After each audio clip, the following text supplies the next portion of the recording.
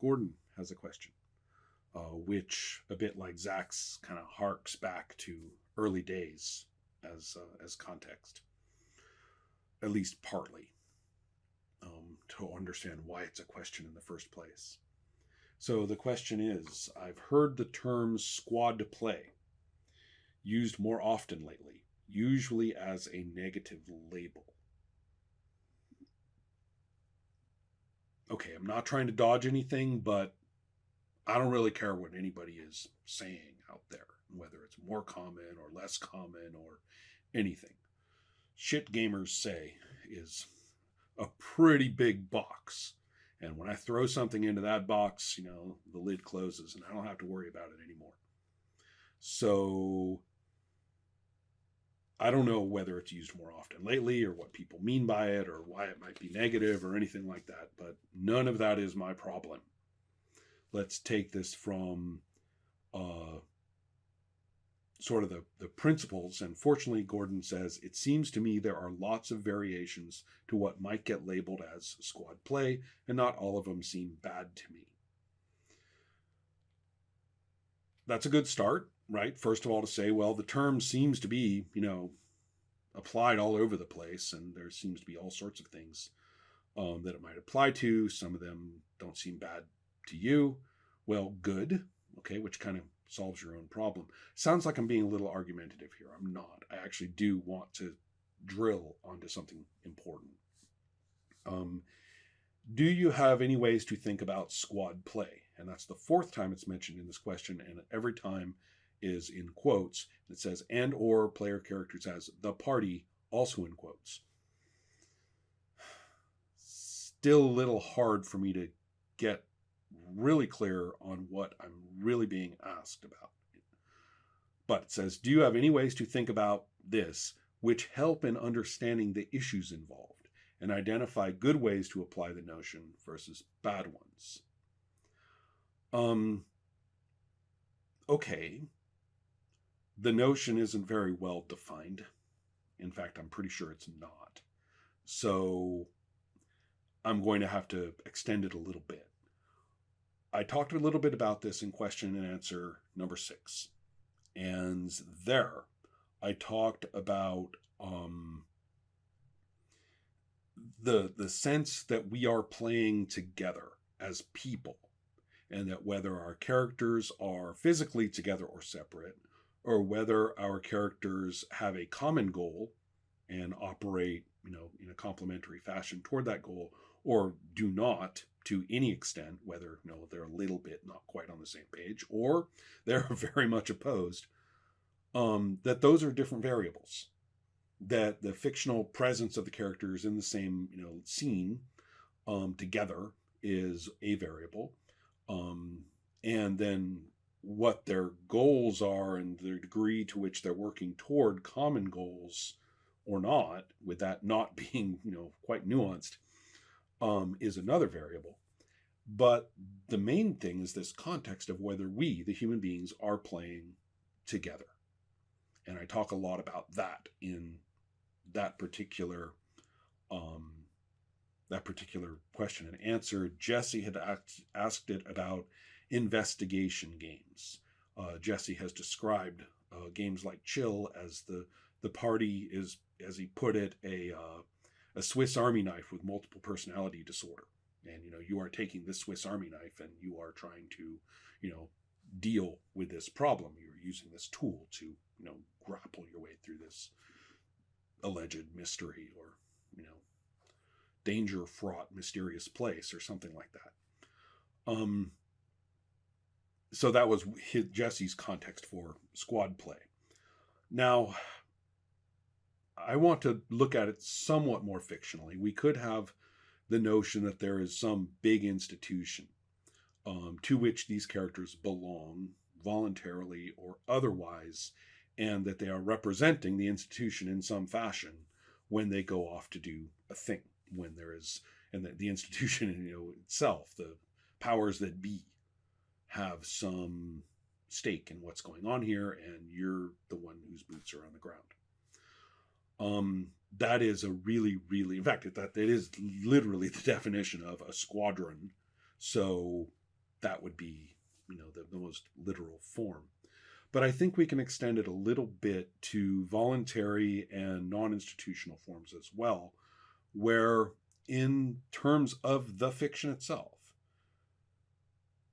and then we could add that other variable and say perhaps even in terms of emotions and motivations per character themselves, the characters are very much operating in tune as we are here to do a thing.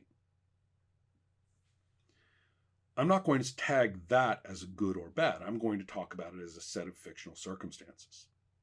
And then we say, well, what makes this, good or bad? Let's also take it as a given, that thing that I talked about back in question and answer number 6, playing together. Let's say these players would be playing together regardless of whether they're playing this squad or not. I mean, they could be playing characters with very different motivations, doing very different things, perhaps even at odds with one another, who may be physically separated or physically together as events warrant, and they would still be playing together. So we're going to take those players, those people, everybody enjoying themselves, and we say, oh, well, we do have a squad situation here.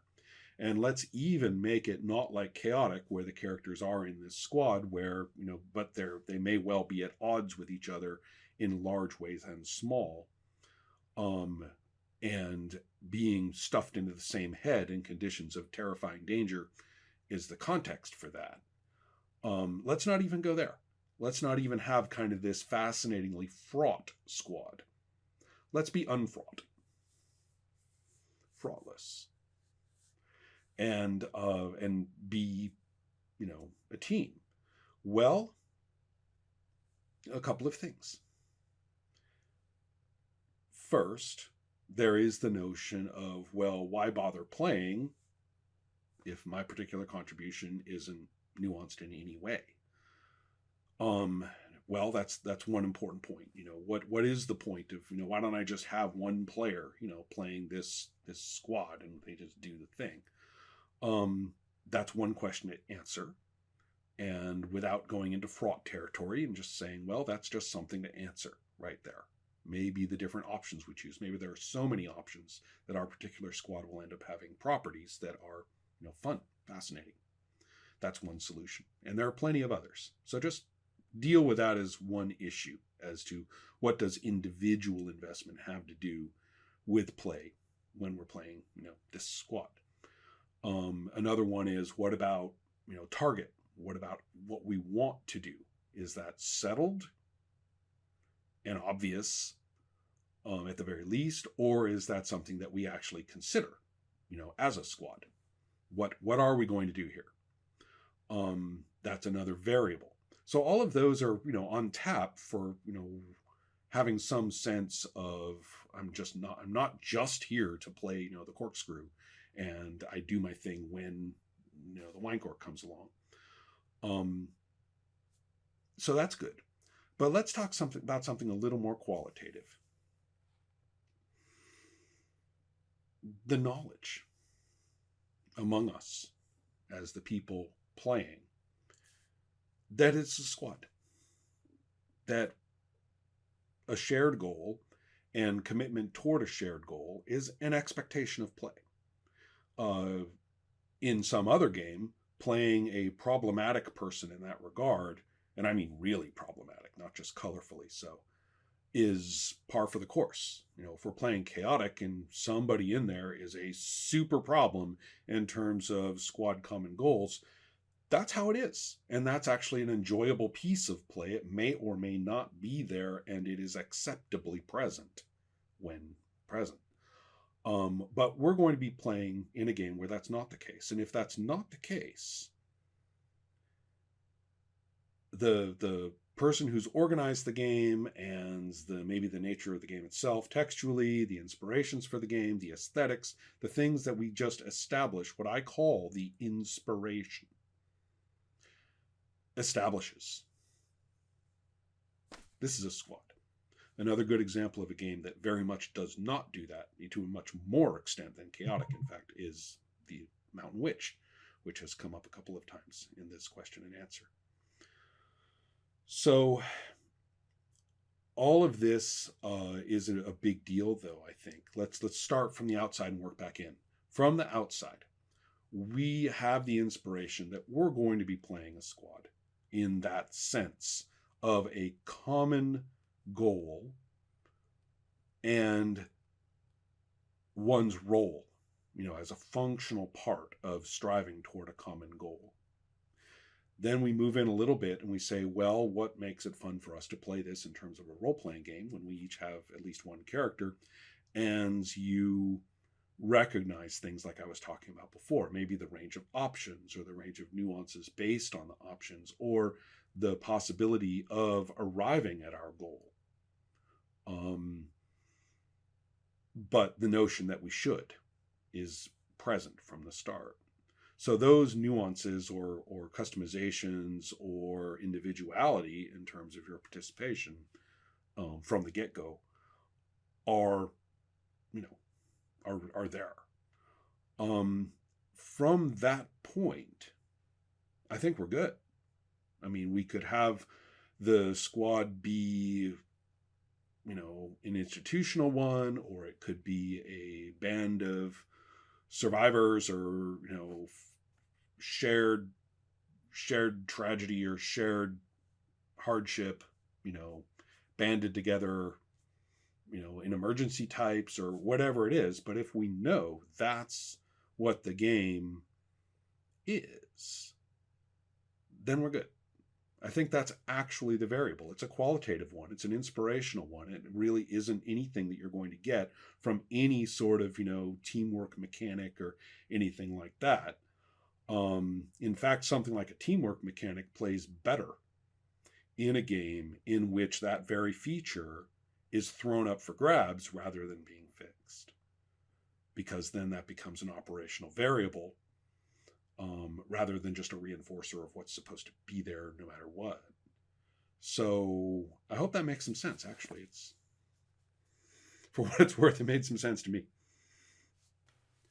Okay, wait. This is me from a few minutes into the future after a bunch of other recording that I did, and I just thought of something that I think is relevant to this question, which is a romance with the idea that they will become exactly that kind of squad with shared goals and a sense of commitment to one another and to those goals and to whatever circumstances have brought them there. But they'll get there because everyone decides to do it in play as we go. And here's where we run into the classic team building exercise problem, which is to start with the fact that since we're doing this exercise in the first place, we don't have one. And it has to be the case that we end up with one. So you start with it as a question, and there's only one answer. And if there's only one answer, then it wasn't a question, and you should have just said, this is what we do. That's the job. That's the game, or that's the goal, or we're doing this. And if people get behind that because they can and they want to, they're inspired to by whatever is offered and available, then they do. And if they don't, they don't. That's why team building exercises never work. You can't have a question with only one possible answer in that sense. Okay, can we build a team here? Is not a question if the only available answer is, well, of course, we are one, so we will be one, and we're going to be one when you all decide to be one. And if you think that's how it's going to be in play, that it's going to be thrown up as a question, but your vision, your goal, your hope, the way you want to play is only and ever that they must, you're doomed. You're doomed. You've put people into an impossible situation. And I think that's been a huge flaw if we want to talk about difficulties with squad play, as I ended up defining it here, then that's I think at its heart. Our next question, is really following a trend here in terms of harking backwards. This is from Sean. What influence did the early dungeon games, D&D, Holmes, AD&D, let's give them names. Dungeons and Dragons 1974, Gygax and Arneson. Dungeons and Dragons 1977, Gygax and Holmes. And Advanced Dungeons and Dragons, Gygax, and Tunnels and Trolls, as mentioned. What influence did the early dungeon games have in formulating your ideas on the situation, if at all? Now, a bit like Gordon's question, I don't know if I should kick and wiggle about, my ideas on situation.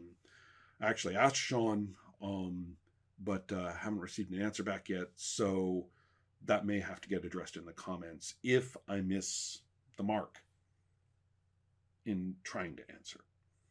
So this has a long history for me, and I think this may be a shared history for people my age, which is that as an early reader of fantasy and science fiction and mythology, in fact, mythology being first in line as far as Contact was concerned, and then coming into very early role-playing from that perspective, one of the things that was very exciting was to be in situations in which battling this demon or, encountering this purple worm or playing, a beginning wizard were all relevant. The idea of preparation for play being very dynamic, components were put into play, and then those were played by the game master very much as we were playing our characters. You can actually find that in the texts. Some saying it straight out, and some saying it by implication, or for example in Tunnels and Trolls saying, well, you start with these quirky dungeons which are sort of little personality revealing semi jokes perhaps even, but then you're going to get more situational, and the characters, they don't use that word, you're going to get to a point where the characters are making decisions and going from place to place. And all of them, and you can see this in a lot of those early modules, a lot of them were very oriented toward response. So yes, this is what the dungeon looks like, when you put your first toe on that top stair. After that, it's up for grabs. I mean, you go and you lay waste to, part of the first level, and you get out of there with, one dead character and a sack full of coin. And when you come back, they've had a neighborhood meeting in there or something, and things have changed. There are responses. You wake up in your bed, and the surviving goblins from that fight are climbing through your window, and you're not back in the dungeon, you're in your bed, and here they are coming through the window. So stuff like that is sort of, I think, extremely implied and sometimes explicit throughout all the texts that you're talking about, and others as well. Advanced Dungeons and Dragons takes on quite a lot of weight in this regard, especially in terms of playing, where the different characters are and keeping track of time.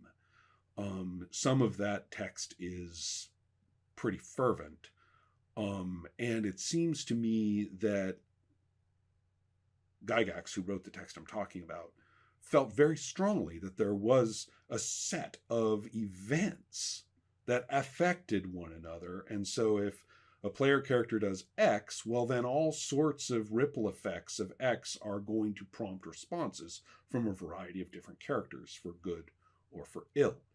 And so I think that was kind of on everyone's mind.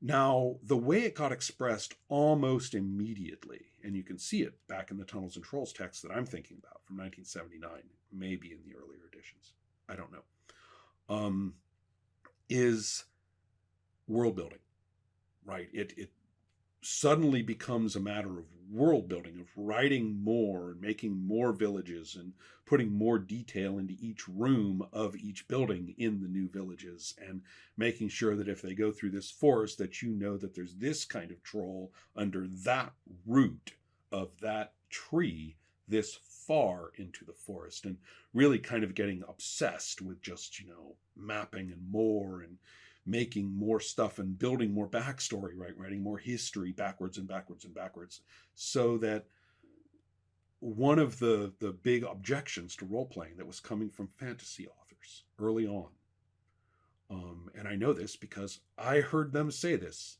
to me, is, what the hell is this dungeon doing here? Who built this thing? What's going on? Now, you see, you can interpret that in terms of wanting justification, world building. And that's where everybody kind of went with it. But I think, especially from the standpoint of those authors, they were thinking more in terms of dynamic situation. You ask that question so that you have material in your head that's responsive. You can say, well, if it was built by these people, then it has these properties which are responsive to whatever we do in it. It's not just colorful, justification. So I think there was there's a failure of a meeting of minds, that the aesthetics of the people who are first providing the text for these things do actually have what I think of as situation in mind. But as I have often said, they were in the position of, romanticizing the Lord of the Rings while trapping everybody in the mines of Moria forever. So very difficult to express that. And at the same time, encountering writers who are very skeptical of this notion of basically, pest control and room clearing, and as they see it, cookie cutter characters, and are objecting strongly to this. But the response from everybody is this world building thing, which I actually think isn't a functional response.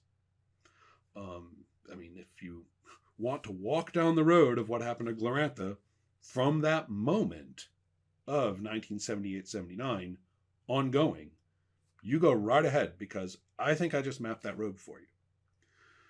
So this led people like me, of which there were many, as I discovered in college especially, who said, I love reading fantasy, and that role-playing fantasy thing, it's bored. I can't do it. So I gave up. And then somebody waves around a copy of Villains and Vigilantes or Early Champions, and everybody goes, wow, because the source material is so situational.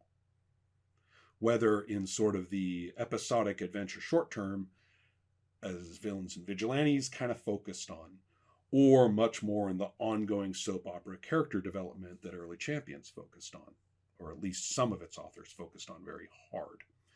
So rejecting this kind of situation-free fantasy, which had become much more oriented toward, there's another map, so you see, it's justified. Well, who cares if it's justified? I want to know what it is when I'm in it, and whether you're playing it rather than just, quote, running me through it. And I will say that I think the culture of the RPGA really kind of was a train wreck in terms of those exact variables. And a lot of us walked away and discovered, many of us, in some other game, that more situational play was available. And the superhero games, in my experience, had a lot of attraction in the 80s for that desire. Now, my experiences in Champions, among others, but particularly that game, became kind of my wellspring for all the thinking, or if you want to call it that, whatever it was I was doing in the 90s, and all that turned into, a great deal of my published games. And so that's where you see the language in Sorcerer that refers to as, the dumb way, and refers to the dungeon way, which were two different things, by the way. But the dungeon way basically referred to the party as a many-legged invertebrate that, wandered around, cleaning out dungeons, and it was dismissive toward that. I actually stand by that. That's situation-free fantasy role playing. And I'm consider it particularly brainless. It's not challenge oriented. And it is not, aesthetically of much interest. That doesn't mean that if fantasy characters are in a dungeon, that must be happening. Historically, by the 90s, that in fact was the case. Either you were being walked through somebody's story through a set of campaign modules written by whomever, that person or someone else, or you were doing this many-legged invertebrate thing, and we had walked away from that, a decade earlier. So then that leads us to a form of rehabilitation, which is the one virtue of some of the OSR. More accurately, it is a definite virtue of a bunch of people whose work then got subverted or appropriated by the branding of the OSR. Props to James Malazewski, especially in this regard, for the good work, not the appropriation. But the idea here is that you play the old games. So it's not about, I'm going to write up my retroclone or something. No, play the old games. Go and see what they're like. Try to enter into the language that they have in the context in which they're written, if you care about that sort of thing. I'm not saying that's obligatory. But if you care about that sort of thing, doing that. But whatever it is, just throwing yourself into it and maybe abandoning a variety of other assumptions about what a party is or what a dungeon is and stuff like that. And you will realize that they very much favor that kind of responsive and active personality approach to where the characters are. That it doesn't just have a backstory, that the backstory is relevant and allows the person playing those characters more flexible play. Rather than just having, well, you open this door and here's your opponent. You open that door and there's no opponent, but there's a trap. You open that door and there's nothing there. And you just, do that. That's not a situation. What I talked about before, that is. And I think if you trot back and you open up, Advanced Dungeons and Dragons and gaudy mess that it may be of a hodgepodge of desperately thrown together sources and IP protections and things like that, do a little fire axing and you'll find yourself in a great shape for a hell of a lot of fun of a situation. Whether you want to use that exact system for it or not, that's another question. But to say that those games had a role in formulating my ideas, yes, in the sense that we were frustrated by the apparent cultural inability to do it at the time.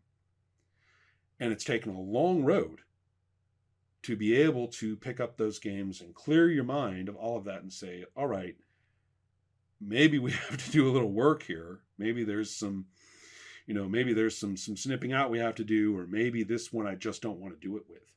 I mean, I really don't have a strong desire to play Advanced Dungeons and Dragons, as systemically speaking. But I can see that the desire was there, and that the frustration that I share, I think, with a lot of those authors and with a lot of other people my age, turned us to developing situational play in different contexts. In my case, I think that now when I go back and look at Tunnels and Trolls in particular, I can make a situational dungeon, one of those pocket dungeons that you basically start with, and have a really good time with it. So it definitely has its historical role in how I came to this place of play. All right, there is actually one more question, but I want to work it out with its author in some detail. So that may end up turning into either a recorded dialogue for the seminar on its own as a post, or whatever occurs in that dialogue may actually turn into a different sort of question, which I'll move into the queue for next month. But it's a little too much to manage in terms of guesswork and reconfiguring some ideas before it hits this particular screen. Until then, I will see you later, and thank you all very much again.